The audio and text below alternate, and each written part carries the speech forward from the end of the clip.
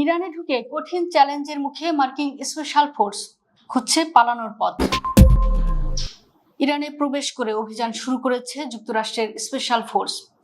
তেহরানের আকাশসীমায় একটি মার্কিন যুদ্ধবিমান ভূপাতিত হওয়ার পর নিখোঁজ পাইলটকে উদ্ধারে অভিযান চালাতে শুক্রবার রাতে দেশটিতে প্রবেশ করেছে তারা।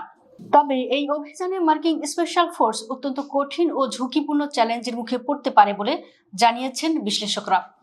এছাড়া এই অভিযান চালিয়ে পাইলটকে উদ্ধার করা খুব বিপজ্জনক কাজ বলে মনে করছেন আটলান্টিক কাউন্সিলের জ্যেষ্ঠ উপদেষ্টা ও সাবেক মার্কিন নৌ কর্মকর্তা হার্নান উলম্যানো। BBC, Reuters.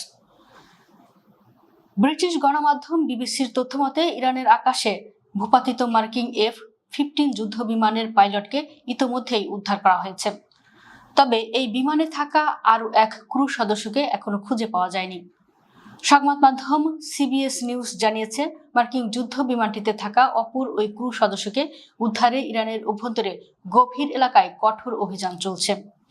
CBS এর এক প্রতিবেদনে দুই মার্কিন কর্মকর্তার বরাতে বলা হয়, বিধ্বস্ত F-15E যুদ্ধ বিমানের দুই পাইলটের একজনকে উদ্ধার করতে গিয়ে আরও দুটি মার্কিন বিমান ইরানের হামলার মুখে পড়েছে। এ সময় A-10 ওয়ারথগ যুদ্ধ বিমানটি আক্রান্ত হলে পাইলট সাগরে ঝাঁপ দেন, পরে তাকে উদ্ধার করা হয়। এছাড়া অভিযানে থাকা দুটি হেলিকপ্টারের একটিতে ছোট অস্ত্র থেকে গুলি চালানো হয়েছে, এতে হেলিকপ্টারটির কয়েকজন ক্রু আহত হন। তবে সেটি নিরাপদে অবতরণ করতে সক্ষম হয়েছে।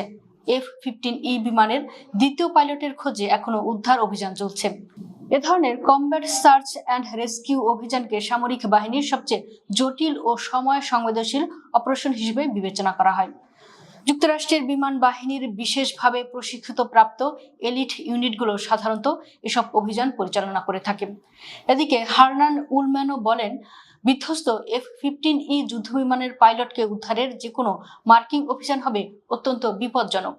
তার মতে, মার্কিন সামরিক বাহিনী সম্ভবত এই অভিযানে হেলিকপ্টার ও SC-130 গানশিপ ব্যবহার করে পদাতিক বাহিনী নামাবে। এসব যান খুব নিচু দিয়ে উড়ে, যার ফলে এগুলো শত্রুপক্ষের আক্রমণের মুখে পড়ার ব্যাপক ঝুঁকি থাকে। আমাদের উদ্ধারকারী দলগুলো অবশ্য এই কাজে বিশ্বের সেরা উল্লেখ করে উলম্যান জানান, নিখোঁজ ক্রু সদস্যকে ফিরিয়ে আনতে তারা তাদের সর্বোচ্চ চেষ্টা করবে। ইরানের ইসলামিক রেভলিউশনারি গার্ড কর্পসের IRGC স্থল বাহিনীর মূল শক্তি হলো সাবমেরিন। এটি কেবল একটি একক ইউনিট নয়, বরং একটি বিশেষ সক্ষমতার নাম, যা ইরানের বিভিন্ন আঞ্চলিক ইউনিটে ছড়িয়ে দেওয়া হয়েছে। দুর্গম ভূখণ্ডে অভিযান, হেলিকপ্টার থেকে অবতরণ এবং অতর্কিত হামলা চালানোয় এরা পারদর্শী। পশ্চিমা বিশেষ বাহিনীর মতো এরা অপারেশন শেষে ফিরে যায় না, বরং স্থানীয় পরিবেশের সঙ্গে খাপ খাইয়ে সেখানে অবস্থান করে। IRGCর বাইরে ইরানের নিয়মিত সেনাবাহিনী বা আরতেস এরও নিজস্ব বিশেষ বাহিনী রয়েছে। এর মধ্যে সবচেয়ে উল্লেখযোগ্য হলো 65তম এয়ারবর্ন স্পেশাল ফোর্সেস ব্রিগেড, যা নৌহেদ নামে পরিচিত। তারা মূলত গোয়েন্দা তথ্য সংগ্রহ এবং সরাসরি অ্যাকশনে অভিজ্ঞ।